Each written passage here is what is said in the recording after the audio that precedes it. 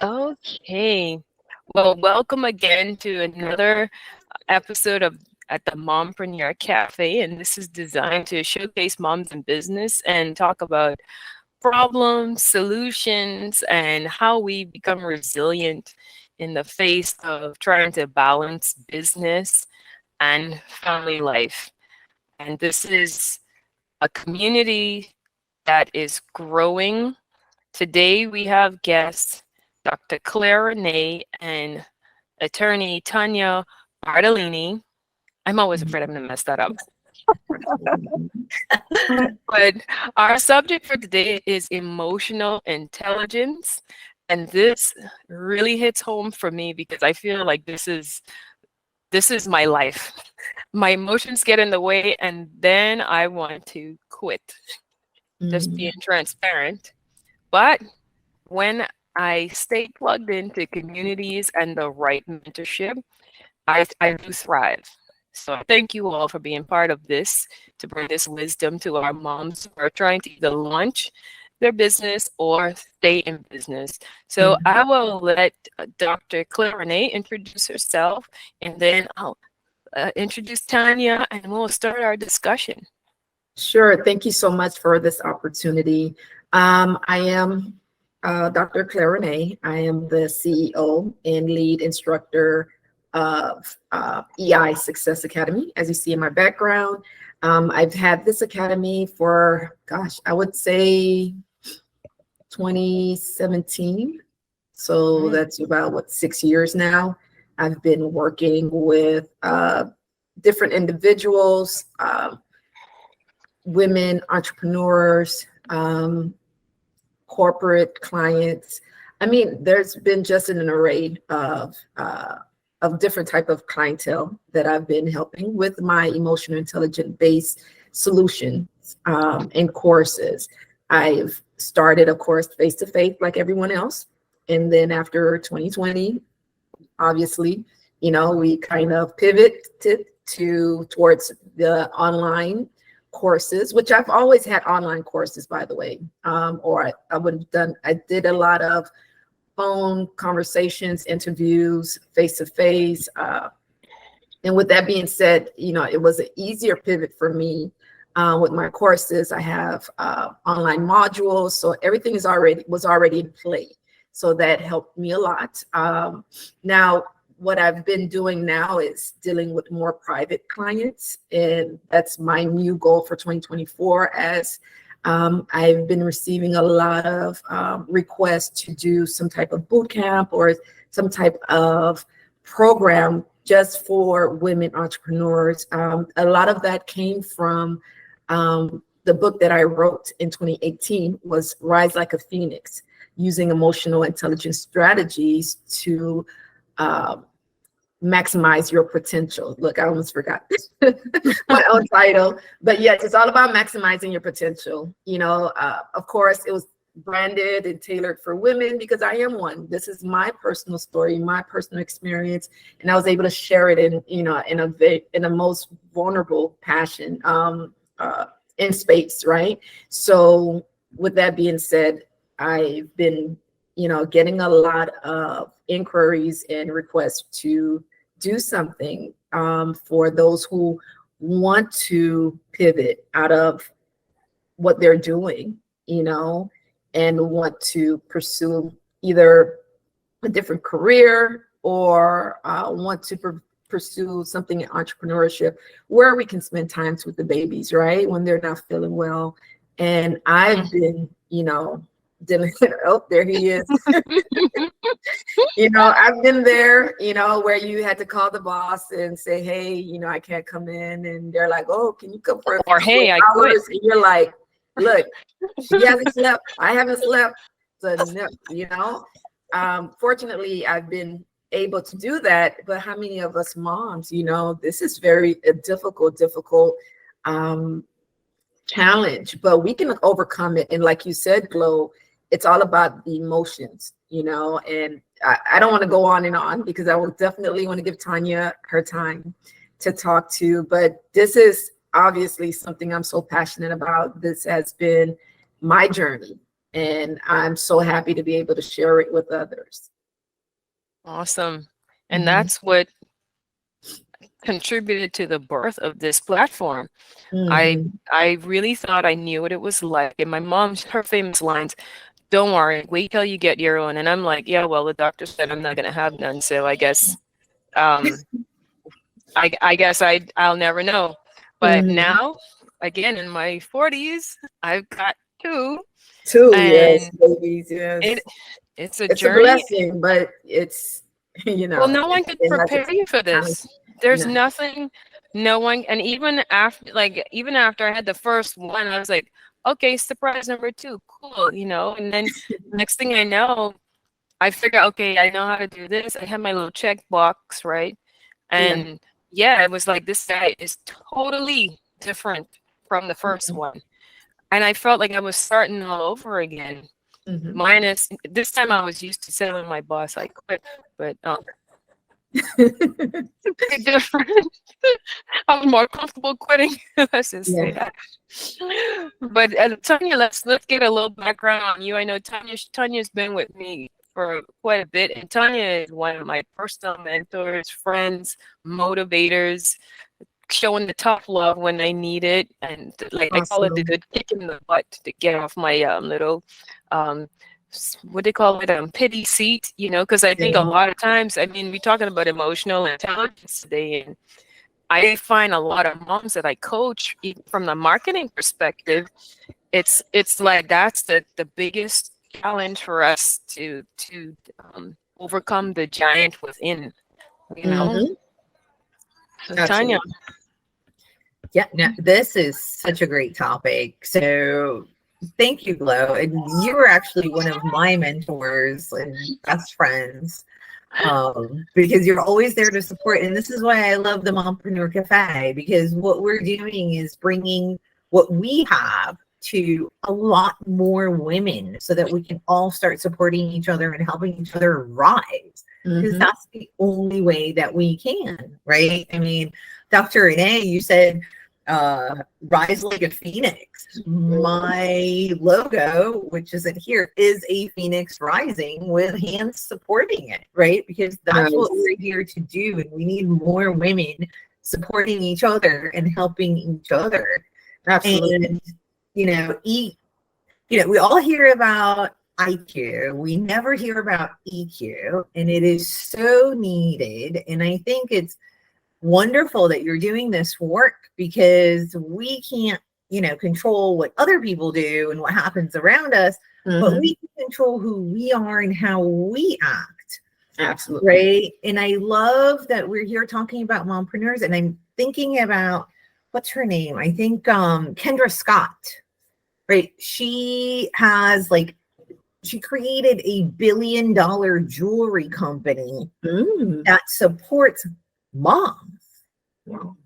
Right. She has, like, moms can bring in their kids. They can work remotely if their kid is sick. There's different things. So by us understanding emotional, intelligence, we can start and contribute more to society by building these better businesses and by creating an environment that's more conducive to family and women in business. Mhm. Mhm. Right. I mean, coming from the legal field, there is no emotional anything. I mean, we're taught, cut your emotions off, right? Mhm. Look at the facts, be a bulldog, be aggressive. That's it. That's the only emotion you can have. Yeah. No, of course. Right. And it's so funny you said that, Miss Tanya, because I've, I've been a fan of law TV, right? Everything legal TV shows. I mean, from Matlock, watching it when I was about this big, So honestly, I think attorneys are great with emotional intelligence, because you have to remember one major component of emotional intelligence, or EI, is influence, right? Using your emotions to influence the jury. And I've been in court, and when I seen that attorney, put out a statement or whatever, and talks about the case and his client is being innocent, what do? You jerk the what? the emotions out of that jury member, right? You make them cry, you make them think that could be my son, or that is, that could be my daughter, or that victim could have been my relative, or that that alleged, I forgot what it's called, but that person, he looks more like my family member. That's what you're provoking. You're provoking those emotions so they can relate to the person, or to the situation, and then get the outcome that you desire, because that's what emotional intelligence, to me, my pure definition of it is using, managing, influencing your emotions to produce favorable outcomes. So what do you want? What do you want the outcomes to be? Oh, that's it. That's your Z, right? So now what should A, B, C, D include, right? And so, and I, having so much experience with kids, I look at kids all the time, especially my daughter. Oh, she knows how to get what she wants, right? Because the minute you hear the tonality of their voice and just their body language, she's using emotional intelligence. Any other time, it's like, whatever, mom. Okay, mom. Right? But when she wants something and she wants me to, she wants to pursue that favorable outcome, she wants me to say yes. Hi, mom. How's your day? Oh my gosh, I like your hair. Are you using you this and you that? I'm like, what do you want? Wow. So, Dr. Claire, influence. I have to say, I want to play devil's advocate here, because that almost sounds like manipulation. Is this like positive manipulation you're talking about? Influence. Oh, influence. Okay. Influence. Okay. I don't want to use manipulation, because, when it's all said and done, pursuing favorable outcome for yourself, people have always pictured it or put it in the category of being selfish, especially with moms. We never, like, if we take 10 minutes to ourselves, right? Like, hey, I want to have a mom time or day with the girls. The kids start calling. Next thing you know, can you pick up your kid? She's coughing like she wasn't coughing before, like you get that guilt, like, oh my gosh, what did I, why did I think I can have fun? So I don't want to put guilt into it. We have to pursue things that make us happy or comfortable or, compromise, but it's not manipulation. Can it be used to manipulate people? I guess, yeah. But I wouldn't want to put in a negative, a nefarious, theme to it, attachment to it, or associated with something nefarious. I would want to say, just focus on what you need, what the outcomes you need, and it's favorable. And that's why I use such a positive word, favorable, because typically as a mom, if you're doing something favorable for yourself, it transcends it to the entire family. Do you agree? Right. Yeah. If you feel good, if your cup is full, you can pour. That's right? true. One thing I have to say, because I don't know why these things are looked at in such a bad light, because first off, everything we do is selfish, right? It's because it's something that's going to help us, because it's something that makes us feel good, right? Like everything we do has some kind of selfishness to it. And what's wrong with that? Nothing. Right? There's nothing wrong with that. The only time selfishness is bad is if you're taking away from someone else. There you go. Right? We have to be selfish. We have to fill our cup in order to give other people. That should be a shirt. Fill your cup. That should be a theme of self-care for mothers. Fill your cup, because you can't pour from an empty cup at all. No. And there's nothing wrong with manipulation either, right? It's just that we have been what is that program that selfishness is wrong, manipulation is wrong, because some people use it to hurt others, rather than using it to fill your cup so that you can help others, right? So it's, and I completely agree that unfortunately we have to use more positive terms to describe the same thing, just because of those negative connotations that we've been so programmed to see in those. Yeah. And I'm, I think that, yeah, you have to take care of yourself. Yeah. You have to take care It's of so yourself. interesting also, Tanya, where when I watch different shows or I have different experiences, most of the time when I really harness, I would say, my emotional intelligence, I really try to consider, especially when I'm trying to influence a situation, I have to say to myself, what does that person need right now? That's because he or she will not be doing something for me right now. They have to have their favorable outcome to be considered too. So most of the time when we're negotiating, right, Tanya, when you're negotiating, you have to consider they're not going to say yes because they're doing me a favor. They're going to say yes because they're getting something out of this situation too. And that's emotional intelligence at its best. Especially if you look at the political scene, you don't go out voting because it's to do. Now, most of us, I try to, right? But I go and vote for the person that I know that is going to produce my favorable outcome, that I know their agenda aligns with mine, right? And that they're going to do whatever they can to yield what I consider favorable for me and my community. So I'm going to stand in those long lines for that, right? Because they built a campaign to make me believe that, right? So most of the time, EI is really more about, okay, what I'm going to tell you what you're going to do for me because of what I can do for you too. So it is bilateral. It's a bilateral energy or effect to it. So don't think it's just, a unilateral, a bit beneficial to just one person. Everyone can win when you're using EI. because it's an exchange of value. There you go. That's right. I mean, even as babies, babies use it the best. right? Exactly. Innately, we came out of the womb knowing how to use our emotions. We cry, bottle. We cry, diaper change, right? We whine, hug, kisses, and but then in some way, in some fashion, it's through our journey of life as becoming adults. We've learned to give up a little bit of ourselves as we went along, and then most of us, we didn't learn how to pull back and say, no, this is not it, right? So yeah, that's definitely moms. We're guilty of that, and we do it for a good reason because we want to give everything to our kids and just want to make sure they're protected and they're loved and they don't miss out on anything. But it comes to a point where 20 years later, are you where you want to be in your career? Are you where you want to be in your relationships with your mate or other people? Well, on that subject, a word I recently.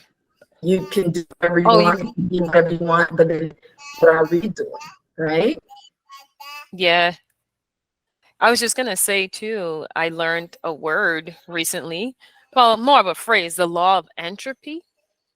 And it talked about anything left on its own will self-destruct. Yes, I heard that too. Like we're in an era of coaching and enlightenment. And when you think of like Maslow's hierarchy of needs, they said there was even an extra need that wasn't discussed. So I'm curious, and I'm continuing to research this law because it's like a pipe. If you just left, or even so more of a garden, right? Some people say, no, I'm fine who I am. And, if we were just born out of the womb, perfect, right? The world would be a better place. Also, if we didn't need help along our journey of the self-actualization, there would be better efforts in our society, especially in the political arena, right? They can be trusted. But this law of entropy is something I've been deeply researching because, again, if you're left to your own self, you will self-destruct. And this is where that emotional intelligence subject is so intriguing to me because like I mentioned earlier, a lot of times my emotions get the best of me. And sometimes I feel stuck, like because this one thing went wrong. I become fixated on it and not even noticing that the clock didn't stop ticking. My schedule is still there. My kids need me. I think it's drastically changed since I had kids too, because now I can't get stuck too long. And I Mhm. read in one of my books, it says, set a timer for how long you want to be stuck here. So I'm like, you know what? I'm going to be mad. I'm going to be so mad for the next 5 minutes. And then when the bell goes off, then I'm like, okay, back to work. Oh, okay. And it takes Yep. practice to do it. But hey, it's been working, right? Awesome, awesome. And that's what, that's what EI Success Academy is about. It's about those strategies and those tools. Like I have an enormous toolkit of different things I use for my different clients. My clients include college students. I was a former professor. I just left Miami-Dade College. I've worked there for over 6 years, if not more.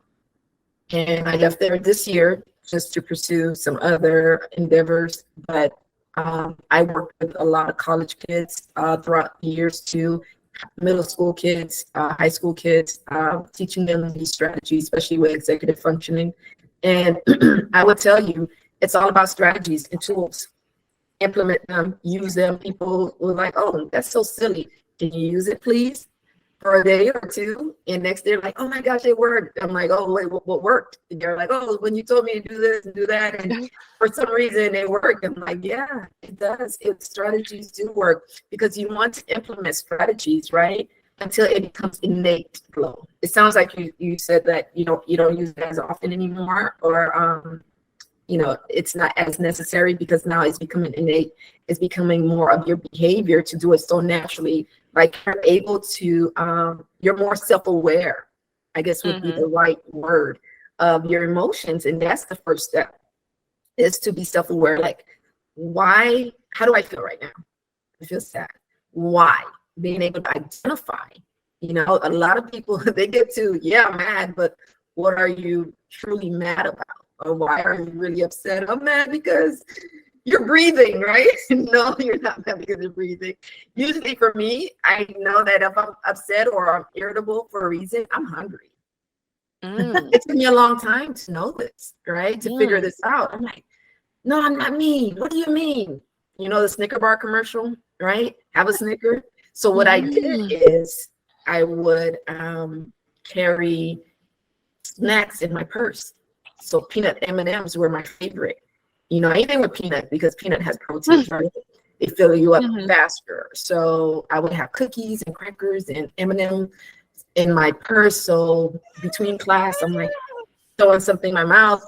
And then now I can be the best version of myself. Another thing too, with driving was a big deal for me because I've had accidents and I get high anxiety while I'm driving. So I would carry a spray with me. Mint, what else would I have? Mint would be one of my best ones. Lavender, and I'm getting tense, spraying it all around the place because that smell. Now we're using aromatherapy, right? That's a strategy. So these are the things that I use and I implement in my academy. And of course, once we get to the corporate level, we're talking about more structure, more design, more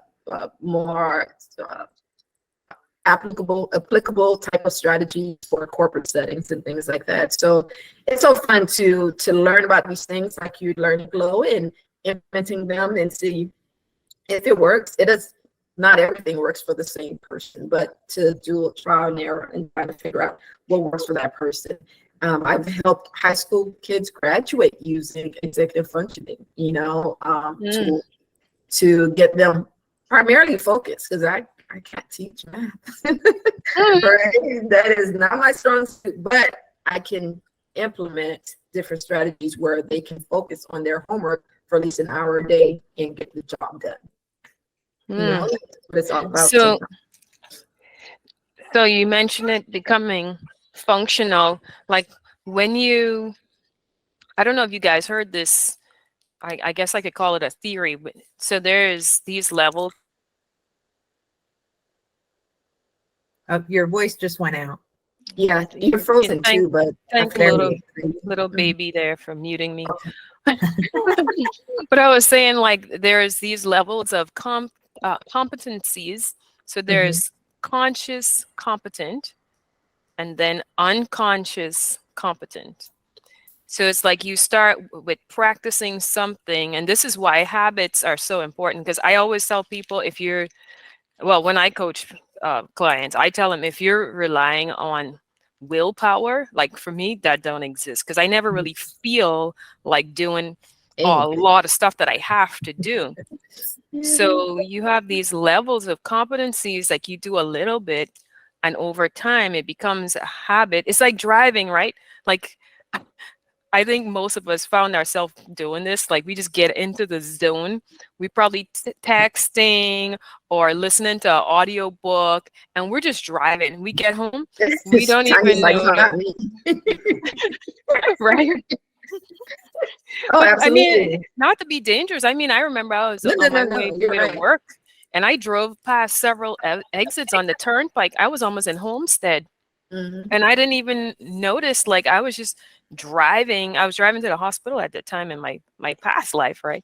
But I was just zoned out so into this book. I couldn't tell you what I saw or anything.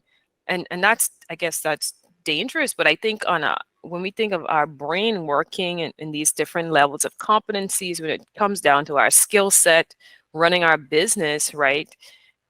I think implementing little habits over time, cumulatively, right, will turn into this like unconscious competent, where it just comes like it just not necessarily easy, but it's like you're just programmed to do it because it's something you have to get done.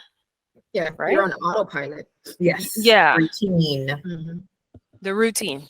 I had to say it. I had to overcomplicate that. Right? No, but it makes a lot of sense. It made a lot of sense. The way you put it, because a lot of us, what we do now is our behaviors. They said that it takes 30 days of an action for it to become a habit, right? And for it to then convert into your behavior. So if you consistently do something at least for 30 days, that's what they say to the experts, right? And so then it would eventually become your behavior. I tried that with the gym, but with the gym comes a lot of other influencing factor like pain, right? So I tried that.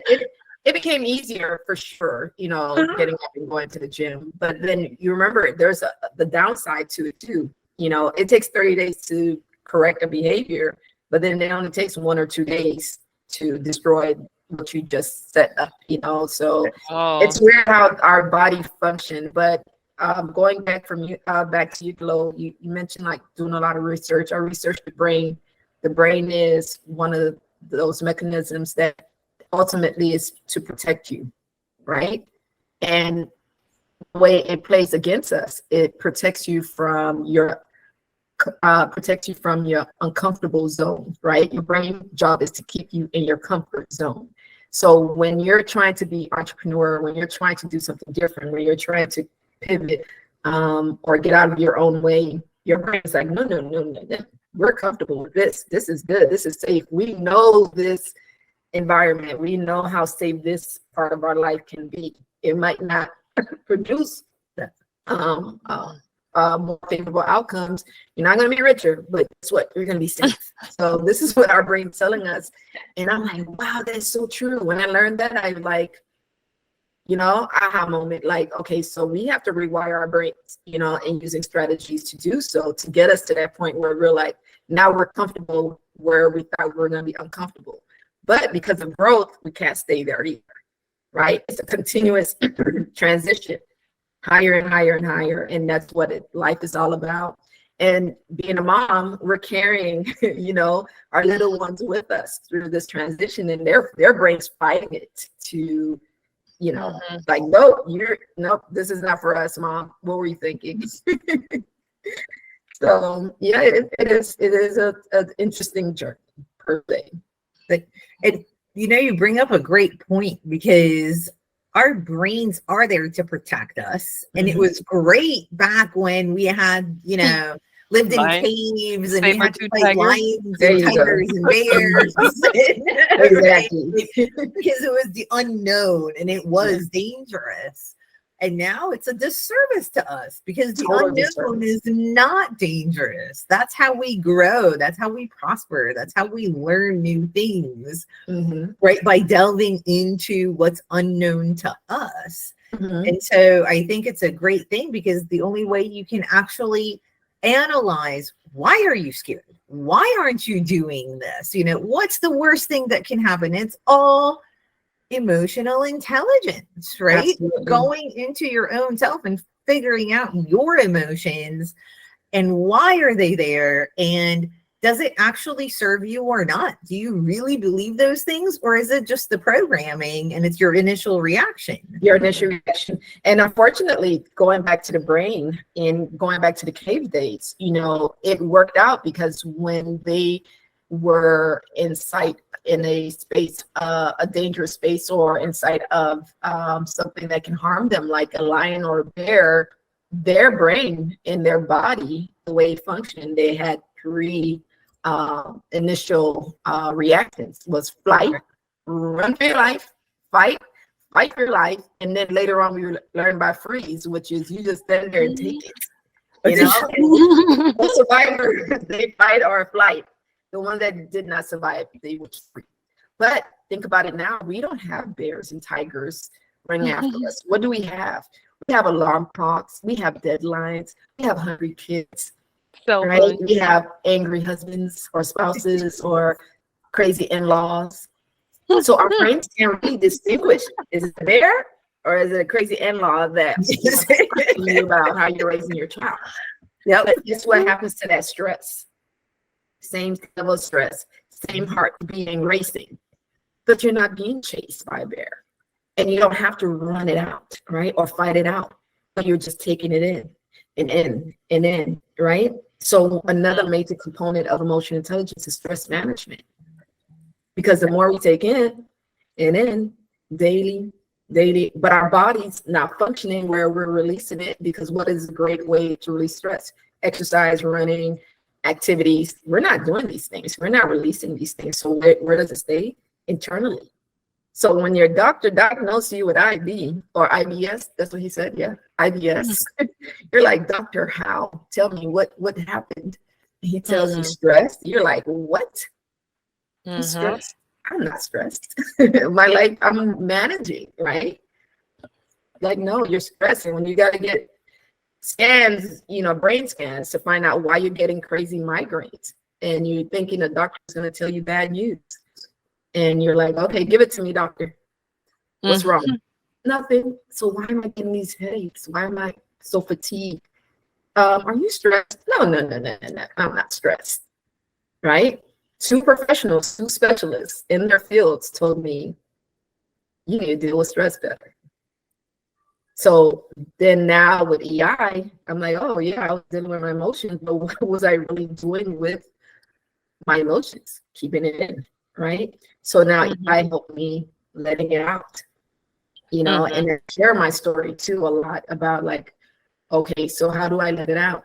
Exercise, yeah, but I wasn't a big fan because it hurts too, right? So I'm not embarrassed to say that I've used other outlets. Crying, like, I was not a big crier. I took it like a champion, like, let's go. And I was like, let me cry it out. Leave me alone. I'll cry in the shower, and come out victorious, because I've been able to release that stress. Because ladies, we have to understand, when we're stressed, I did the research. It goes straight to where? That midsection.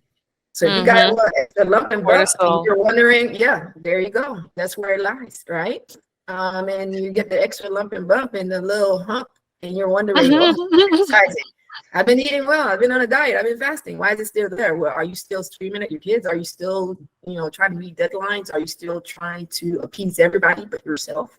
That's the cause of the lump and bump. you know, and an extra hump. So we have to realize that stress management is a huge part of your emotional intelligence, and how you deal with it, how you manage it, and how you can regulate, you know, your emotions and those effects too. So biologically, I didn't know I was causing all this damage. I thought I was handling it all the right way because we've watched our parents do it and everyone else around us handling it the same way. But what are the real outcomes physically? So that was another experience, you know, it's just a learning experience, and I'm still learning, you know, about the Well, you effects know, of what to do. on the subject of stress, because all of Mhm, us here are like corporate coaches in a mhm, sense, right? And I think people don't realize as well that even positive events in our lives can lots of stress. produce equally or more sometimes stress that a very stressful event can have on us. Like, for example, people who are, they call them type A personalities, they're driven by hitting the sales goals or the next whatever it is, right? They're trying to be CEO of a company, or they're going up the corporate ranks. And if they're neglecting to create balance, even though they've got the healthy meal and they're doing that, but they're just driving hard, right? Mhm. And again, for moms, we are so good at faking it, right? Fake it to make it. Mhm. Yeah, we're so good. We fake it for everyone, and the neglect on ourselves.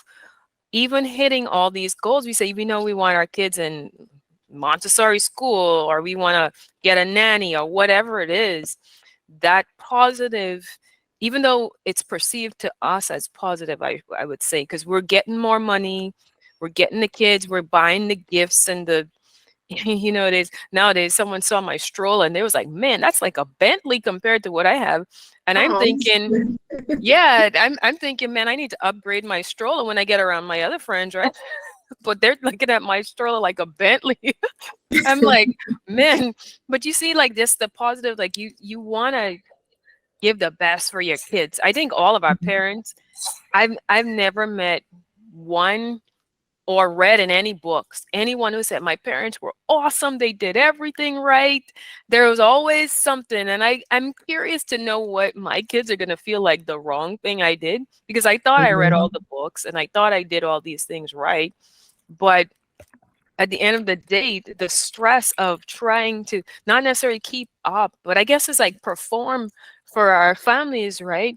Even though we're Mhm. hitting all these things, we feel, we come to a place where, you know, you do have to cry in the shower or something. You feel defeated because you were up and you making all this money, and then it hit you like you say, Claire, take it, right? Boom in your face.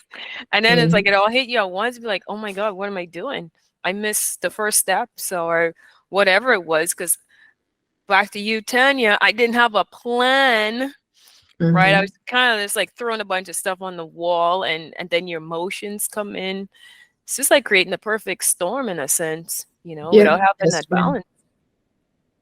Yeah, there biblically it says, you know, my people lack vision. Oh, I just forgot the A perish for lack of vision. vision or Perish, something like yes, that. yes, will perish because of a lack of vision, right? Or knowledge. And that's true. If you don't have a plan, you're going to perish in everything you do. It's not going to, if it happens, it's based on luck. It was going to happen anyways. But I rather be prepared. I'm such a big it's a having a plan, and I'm big on goals and executing plans, you know, like this is how I see it. I have a vision, you know, lack of vision will perish, right? So you have to have a vision of what that's going to look like for you. And along with the vision, you have to have that feeling, right? You have to incorporate how is it going to feel when I accomplish this goal and this task.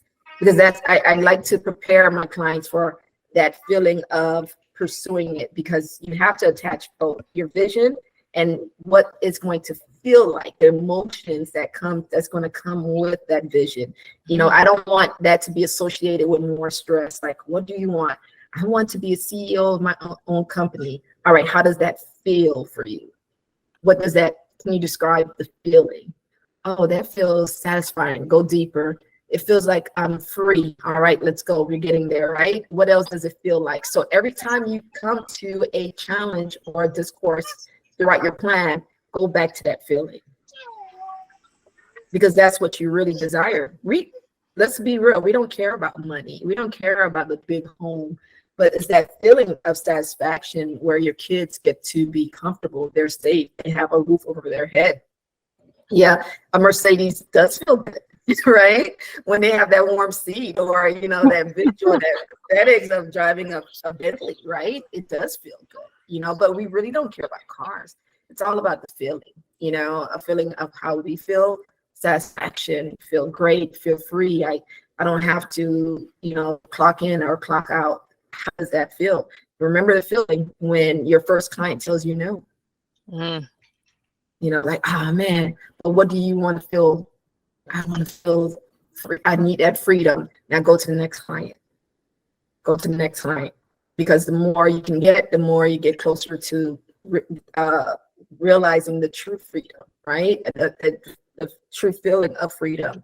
One day it's going to happen. So having that feeling is so important. So what I have them do is write it down. So when times do get rough, go back to your journal. This is why I'm doing this work, right? And ultimately, it helps. It does help. Another strategy that helps a lot. So both of you have touched on some great points. Mm-hmm. I feel like Maya Angelou has said, do the best you can until you know better. And when you know better, I love that one. Right? Mm-hmm. So the whole thing with our parents, right? They did the best they can. That's it. And we are doing the best that we can with what we have, and all we can do is try to learn better ways as we move forward. Absolutely. Mm-hmm. Right. And feeling our feelings is one thing that I feel, feel, as a high achiever myself and an overachiever, it took me a lot to kind of get myself to recognize and celebrate when I accomplish something instead of just getting it done and then moving on to the next thing, because nothing is ever enough, right? And I still battle with that. I mean, I just did a TEDx talk a couple of weeks ago, and I celebrated that night, and now I'm on to new and better things. And how can I top it? And it's like, no, chillax, right? Enjoy what you've done. And then I love when you say, write down your why, because that's the only thing that's going to keep you going when obstacles come in your way, right? It's those feelings that are give you that motivation to be able to move forward and past those obstacles. Absolutely. And I just wanted to touch on one more thing, which is that we have to give ourselves some grace, right? And what I tell people all the time is your kids deserve the best version of you, right? Mm-hmm. Your spouse, your significant other deserves the best version of you. Your clients deserve the best version of you. And most agree with me, right? Everybody around me deserves the best version of myself. But how do I do that? I have to take care of myself first to be able to give them the best version. Right? So when you plan the time to take care of yourself. Plan the time to meditate, to go in nature, to do whatever it is that fills your cup so that you can be the best service to others around you and who you want to serve. No, you're absolutely right.